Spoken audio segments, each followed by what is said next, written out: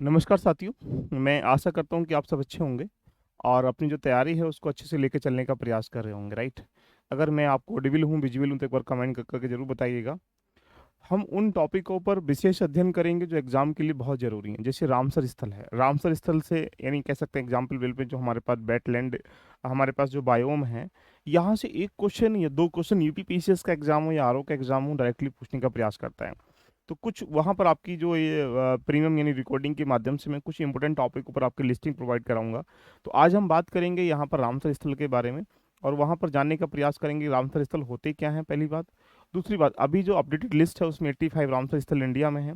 सबसे अधिक तमिलनाडु के पास हमारे पास 18 रामसर स्थल हैं, उसके बाद यूपी के पास 10 रामसर स्थल हैं। तो यूपी से जरूर क्वेश्चन पूछेगा कि 10 कौन कौन से हैं और फिर उनका विस्तार पूर्वक चर्चा करने का प्रयास करें। देखिएगा, अगर हम रामसर स्थल की बात करेंगे तो ये वैश्विक स्तर पर जो हमारी आर्द्र भूमियाँ होती हैं, जो वेटलैंड हमारे होते हैं, देखिएगा 1971 के अराउंड की बात है कि कैस्पियन सागर के तट पर एक ईरान एक स्थित शहर है, देखिएगा रामसर नामक शहर है।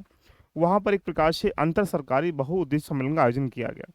जैसे ही आयोजन किया गया तो आयोजन करने के लिए वहाँ पर जो भी हमारे पास दलदली भूमि होती है, मार्स भूमि होती है, पंख भूमि यानी फैन भूमि होती है, पिट भूमि होती है, जल या कृत्रिम प्राकृतिक स्थायी या स्थायी रूप से देखा जाए कहीं ना कहीं जो गतिमान जल है, खारा जल है, ताज़ा जल है, लवणीय जल है, इन आर्द्र भूमि के रूप में हम लोग इसको अपॉइंट करते हैं। यानी कुल मिला के कहा जा सकता है कि हमारे जो तीन आधार पर हमने आर्द्र भूमियों को रखने का प्रयास किया गया है। बोलेंगे सर एक आधार हमारे पास अगर देखा जाए तो ये है कि जो समुद्री एवं तटीय आर्द्र भूमि होती है। तो पहले नंबर पर क्या है ना, बोलेंगे समुद्री एवं तटीय भूमि, जिसको मैरीन एंड कोस्टल वेटलैंड के नाम से जान सकते हैं। अब इसमें क्या क्या आएगा, जैसे एग्जाम्पल बेस पे आपके पास जो भी समुद्री जल क्षेत्र जैसे खाड़ी है, जल डमरू मध्य है, या कुछ ऐसे कोरल रीफ है, पथरीला तट है, या बालू या कंकड़, जो भी कह सकते हैं कि ये सारी चीज़ें निकल के जाएंगे, मैग्रोव वगैरह है, या लेगून, इस टाइप की झीलें हैं, ये एक प्रकार से कह सकते हैं यहाँ पर आपके समुद्री या तटीय आर्द्र भूमि के रूप में आएंगे। अगर हम दूसरे वाले की बात करेंगे, दूसरा वाला जो होता है हमारे पास वो होता है अंतर स्थलीय स्थलीय आर्द्र भूमि, जिसको इनलैंड वेटलैंड के नाम जान सकते हैं। तो इस इनलैंड में अगर देखा जाए तो जैसे आपके पास तालाब है, कोई डेल्टा है, या कोई कच्छ का भाग है ना, तो इस प्रकार के जो क्षेत्र आते हैं वो अंतर स्थलीय आर्द्र भूमि में आते हैं। अगर हम तीसरे वाले की बात करेंगे तो ये होता है मानव निर्मित। अब ये मानव निर्मित का मतलब ये है जो मानव ने कहीं ना कहीं इस आर्द्र भूमि के रूप में नाम रखे, जैसे अपशिष्ट जल निर्माण क्षेत्र है, यानी कुल मिला के संचित कृषि भूमि क्षेत्र है, छोटे छोटे टैंक हैं, या छोटी छोटी नहरें हैं, तालाब हैं, ये सारे क्या आते हैं मानव निर्मित। तो आइएगा चर्चा करना स्टार्टिंग कर लेते हैं कि न्यूज़ में क्यों है दिखाओ। अगर हम बात करेंगे यहाँ पे चर्चाओं में क्यों, तो अभी हाल ही में तमिलनाडु के दो और मध्य प्रदेश का एक, यानी तमिलनाडु का देखा जाए तो यहाँ पर नजरायन पक्षी, ये डायरेक्टली पूछ लेगा, याद रखिएगा, और काछुवेली पक्षी अभयारण्य जो है यहाँ पर, और साथ में मध्य तवा जलाशय, इन तीनों को रामसर स्थल में शामिल किया गया। देखिए इसका मतलब अभी रामसर स्थलों की जो संख्या है हमारे पास 82 से लेकर कितनी हो चुकी है, 85 हो चुकी है। जिसमें अधिकतम किसके पास है, बोलेंगे सर यहाँ से रामसर स्थल सबसे अधिक तमिलनाडु के पास है, और सेकेंड नंबर पर हमारे पास उत्तर प्रदेश है। उत्तर प्रदेश से जरूर पूछेगा, याद रखिएगा कि पीसीएस में क्वेश्चन निकल के आता है। अब जानते हैं कि रामसर संधि क्या है, रामसर कन्वेंशन क्या है। देखो अंतर सरकारी संधि है, जिसे 2 फरवरी 1971 में कैस्पियन सागर के जो दक्षिण तट है वहां पर ईरानी एक शहर रामसर अपनाया गया था। यानी इस अधिनियम को देखा जाए तो भारत ने कब अप्लाई किया, ये क्वेश्चन पूछ लेता है, तो 1 फरवरी 1982 में इसको लागू किया गया। आर्द्र भूमि की यहाँ पर रामसर घोषित करने का प्रावधान यही करता है, रामसर संधि के माध्यम से।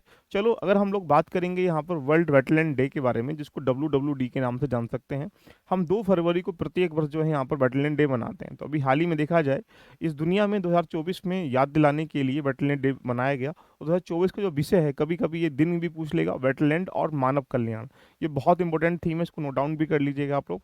हमारे जीवन को कैसे बेहतर बनाने में वेटलैंड महत्वपूर्ण भूमिका रेखांकित कर, जैसे अगर आप वेटलैंड की बात करेंगे तो आपको क्या करते हैं, आपको यहाँ पर बाढ़ से सुरक्षा प्रदान करते हैं, स्वच्छ जल प्रदान करते हैं, जैव विविधता के सापेक्ष में कार्य करते हैं, मनोरंजन के क्षेत्र में भी अवसर प्रदान करते हैं। तो यानी कुल मिला के मानव के स्वास्थ्य एवं समृद्धि के लिए क्या है, वेटलैंड बहुत जरूरी है। तो इसलिए याद दिलाने के लिए हम लोगों ने इस बार की 2024 की जो थीम रखी गई है वो रखा गया है वेटलैंड एवं मानव कल्याण के बारे में। चलो बात करते हैं, हमारे पास जो आर्द्र भूमियां हैं अगर हम देखेंगे तो ये तीन प्रकार से, थोड़ी देर पहले मैं चर्चाएं कर रहा था, तो आर्द्र भूमियों को तीन रूपों में रख रखा है। एक आर्द्र भूमि कौन सी होती है, अंतर्देशीय, जिसको हम लोग यहाँ पर कोस्टल वेटलैंड के नाम से भी हम लोग इसे जान सकते हैं।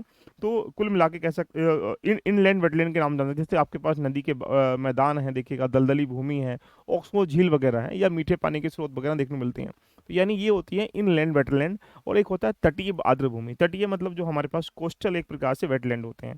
इन्हें समुद्र जितने भी इंटरफेस पर पाए जाते हैं, जैसे मुहाने पर आपके मैंग्रोव हैं, बैक वाटर हैं, ज्वारीय समुद्र है, ये सारे क्या जाएंगे, इंटरफेस पाए जाएंगे। इनको हम लोग कोस्टल आर्द्रभूमि के नाम से भी जान सकते हैं। अगर बात करेंगे मानव निर्मित की, तो मानव निर्मित में जैसे कि एग्जाम्पल बेस पे कह सकते हैं कि हमारे पास जो कृत्रिम जल कृषि तालाब है, नमक क्षेत्र है, या जो खेती है उसके बारे में है। तो ये कुल मिला के आइएगा थोड़ी सी नजरें मान लेते हैं कि वेटलैंड की लिस्टिंग के बारे में कैसे। क्वेश्चन जब भी पूछता है कि भाई ये मैचिंग कराने के लिए बहुत ज़्यादा क्वेश्चन पूछता है, तो जैसे नजारन की अगर बात करेंगे तो पक्षी अभ्यारण्य कहाँ पर है, बोलेंगे तमिलनाडु में। 2024 को ही इसको अप्लाई किया गया था, तमिलनाडु में इसको शामिल किया गया।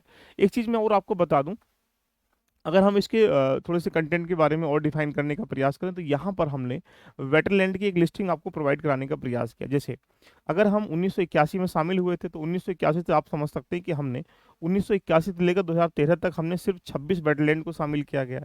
और लेकिन 2014 से लेकर, ये क्वेश्चन पूछ लेता है, तो 2014 से लेकर 2024 तक हम लोगों ने 19 वेटरलैंड को शामिल किया गया। यानी एक प्रकार से 2000 अगर 1 to 1 करके बात करेंगे, तो यहाँ पर 2012 में हमने 1 किया, 19 में 11 किए, 20 में 5 किए, 21 में 14 किए, 22 में हमारे पास कितना किया, 19 किया गया, और 2024 में अभी तक देखा जाए 10 किया गया। यानी कुल मिला के हमारे पास 85 जो वेटरलैंड हैं अभी हमें यहाँ पर देखने को मिल रहे हैं।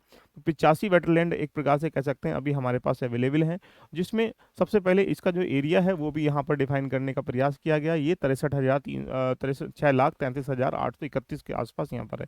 ये तो कुल मिला के ये हमारे पास एरिया है। लेकिन चलो हम लोग बात करते हैं कि हाल ही में जो अभी जोड़े गए हैं, जैसे ये अगर हम बात करेंगे नजरायन पक्षी अभ्यारण्य के बारे में, तमिलनाडु के तिरुपुर जिले में एक उत्तर पूर्वी उत्कुली तालुका में एक बड़ी आर्द्रभूमि है। उसको सदियों से पहले राजा नारायण ने इसको बहाल किया गया था। इसी रूप में लगभग 125 हेक्टेयर के आसपास ये फैली हुई जल निकासी से होने वाली वर्षा पर निर्भर है।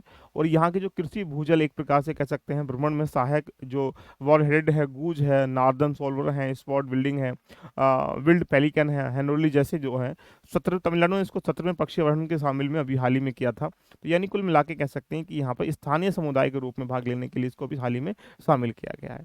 अगर सेकंड वाले की बात करेंगे, तो इसका नाम हमारे पास है काचू वेली पक्षी अभ्यारण्य। अभी काचू वेली का मतलब है कि उत्तर में ये बिल्लुपुरम एक जिला है, वहाँ कोरोमंडल में अवेलेबल है।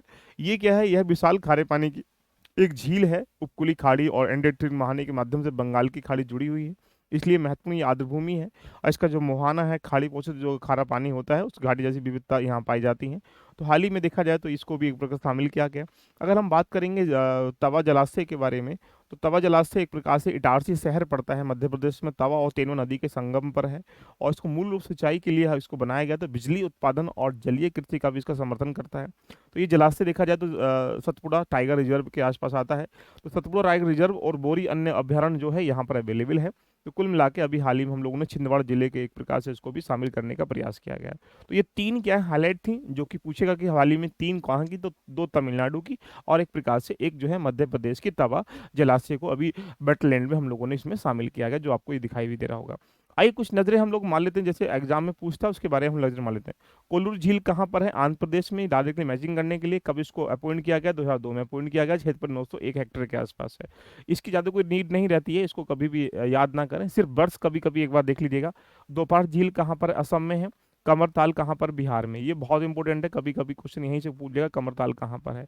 नदा नंदा झील कहाँ पर है, गोवा में। खिजड़िया कहाँ पर है, गुजरात में। नलथोरी बीएस गुजरात में। थोल झील कहाँ पर, गुजरात में। बदनाना वोटलैंड कहाँ है, गुजरात में। देखो भिंडावासा, ये पूछ लेगा भिंडावासा कहाँ है, हरियाणा में। देखिएगा सुल्तानपुर एमपी हरियाणा में। चंद्रताल जो है हिमाचल प्रदेश में। और पोंग डेम झील क्या है, हिमाचल प्रदेश में। रेणुका झील भी हिमाचल में। कर्नाटक के बारे में याद रखिएगा कि रंग थिट्टू बीएस जो कहाँ पर है, कर्नाटक में। मदरी केर संरक्षण कहाँ, कर्नाटक में।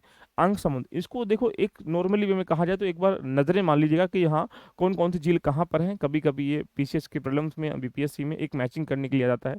अष्टभूमि वेटलैंड कहाँ पर, केरल में। सतलुज झील कहाँ पर है, केरल में। देखिएगा, इसलिए अगला पॉइंट है बेवनाथ कोल्ड कहाँ होगी, केरल में। देखो भोज वेटलैंड कहाँ पर, बोल रहे मध्य प्रदेश। सांक सागर मध्य प्रदेश। सिरपुर मध्य प्रदेश में। यशवंत जो है यहाँ पर मध्य प्रदेश में। लोनार झील अभी कहाँ, महाराष्ट्र में। नानतू मध्यप्रदेश महाराष्ट्र में। ठांगे क्रीड के यहाँ एक प्रकार से महाराष्ट्र में। देखो लोकटक के बारे में बहुत बार पूछा गया है कि लोकटक झील कहाँ पर है, लेकिन ये वेटलैंड भी है। 1990 में इसको हम लोगों ने क्या किया था, अपॉइंट किया था। पाला वेटलैंड कहाँ है, मिजोरम में। अंशुपा झील उड़ीसा में। भीतरकनिका, ये तो बहुत बार पूछा गया भीतरकनिका कहाँ पर है, इसलिए याद इसको बिल्कुल रट लीजिएगा, उड़ीसा में। चिल्का झील के बारे में, सबसे पुराना रामसर स्तर यही जो 1981 में पहली बार जैसे शामिल किया गया, उसको हम लोगों ने शामिल किया था। हीराकुंड भी कहाँ पर, उड़ीसा में। 2021 में उसको शामिल किया गया है। सतकोट या उड़ीसा में, तमपारा झील उड़ीसा में देखिएगा। तो ये उड़ीसा वाली याद रखिए, क्योंकि उड़ीसा को ज़्यादातर वेटलैंड के रूप में हम लोग जानते हैं। ब्यास, जैसे कि आप जान सकते हैं, ब्यास यहाँ का पंजाब में, हरीके वेटलैंड पंजाब में, कांजली पंजाब में, और ये पंजाब में। नांगल कहाँ है? पंजाब में। रोपड़ कहाँ है? रोपड़ वेटलैंड, जैसा कि रोपड़ आप देखे होंगे सभ्यता का भी पार्ट है जो पंजाब में पाया जाता है, ऐसे याद रखिएगा। केवला देवी कहाँ? राजस्थान में। सांभर झील, देखो ये केवला और राजस्थान दोनों पॉइंट याद रखिएगा। केवला देवी राष्ट्रीय उद्यान जो है यहाँ पर राजस्थान में, तो वो वेटलैंड भी वहीं पर होगा। चित्राकुंडी बीएस तमिलनाडु में। मन्नार की खाड़ी कहाँ होगा? तमिलनाडु में, ये सबसे इंपॉर्टेंट है। काजीकुलम बीएस जो है तमिलनाडु में। करीकुलम भी कहाँ? तमिलनाडु में। कुत्तुकुलम भी, जितने भी कुलम लगा वर्ड है सब तमिलनाडु लगा दीजिएगा। पल्ली करें एक प्रकार से तमिलनाडु में। पिचवरम तमिलनाडु में। क्वाइंटकिली तमिलनाडु में। सुंदरी पेचुक तमिलनाडु में। और उथममडियम बीएस तमिलनाडु में। बडूमर बीएस जो है तमिलनाडु में। वेदांतगल तमिलनाडु में। बोलोड जो है तमिलनाडु में। बेब का बेब वेटलैंड कॉम्प्लेक्स तमिलनाडु में। केरेवट्टी पक्षी जो है ये भी तमिलनाडु में। और लोंगवुड क्या? तमिलनाडु में, याद रखिएगा। रुद्र सागर तो बहुत बार पूछा गया, रुद्र सागर कहाँ झील है? तो यानी आप कह सकते हैं त्रिपुरा में है। होकरा वेटलैंड के बारे में पूछेगा तो आप यूटी में लगा दीजिएगा इस समय, एक प्रकार जम्मू कश्मीर, जो कि एक प्रकार 2005 में। वेटलैंड हंगाम है, सालबुद्ध है, ज़्यादा इतना। बुलर झील के बारे में आप जानते ही हैं। सुरसनी मानसरोवर झील जानते हैं। सबसे ऊंचाई वाला रामसर स्थल कई बार पूछ सकता है, तो यानी याद रखिएगा कि ऐसे क्वेश्चन पूछेगा तो आप टीओसार, जो कि एक प्रकार से लद्दाख के आसपास है, राइट। अगर हम बात करेंगे अब यूटी बखीरा जो डब्लू है उत्तर प्रदेश में, देखो ये बखीरा बहुत बार पूछा गया। बखीरा कहाँ पर है? हैदरपुर वेटलैंड कहाँ पर है? नवाबगंज कहाँ पर है ना? पक्षी अभ्यारण्य है एक प्रकार से। पार्वती पक्षी अभ्यारण्य कहाँ पर है? उत्तर प्रदेश में। समन बीएस कहाँ पर है? समसपुर कई बार पूछा गया। सैंडी कई बार पूछा गया, देखिएगा। सरसई नवाब झील को पूछा गया। सुर सरोवर तो बहुत बार पूछा गया, देखिएगा। ऊपरी गंगा ब्रजघाट नरोरा के पास में उत्तराखंड में। आसन बैराज उत्तराखंड में। पूर्वी कोलकाता वेटलैंड पश्चिम बंगाल में होगा। सुंदरबन के बारे में जानते हैं, सुंदरबन सबसे बड़ा डेल्टा है, और एक प्रकार से यहाँ पर एक प्रकार से मैग्रोव सबसे अधिक मात्रा में पाए जाते हैं, तो इसलिए यहाँ पर सबसे थोड़ा रामस्थल स्थल भी यहीं पर है।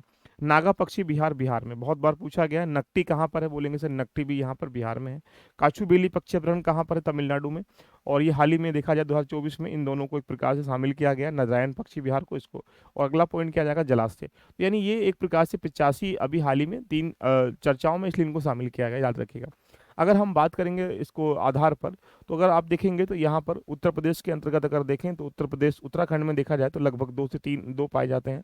अभी अगर हम बात करेंगे यहाँ पर उत्तर प्रदेश में, तो यहाँ पर 10 आपको देखने को मिल रहे हैं। समन है, सुर सरोवर है, सराई है, नवाबगंज है ना, वर्ल्ड सेंचुरी है, समसपुर है, सांडी वर्ड है, पार्वती है, ऊपर गंगा है, हैदरपुर है, बखीरा है। तो ये रट लीजिएगा, ये जरूर मैचिंग आने के लिए निकल के यहाँ से आ जाएगा। तो सबसे अधिक कहाँ पर है, सबसे कम कहाँ पर, ये भी याद रखिएगा। जो एग्जाम में अगर पूछेगा तो आप आराम से बता पाएंगे। इसकी पीडीएफ जो है नीचे टेलीग्राम का लिंक दिया गया, वहाँ पर मैं शेयर करा दूंगा।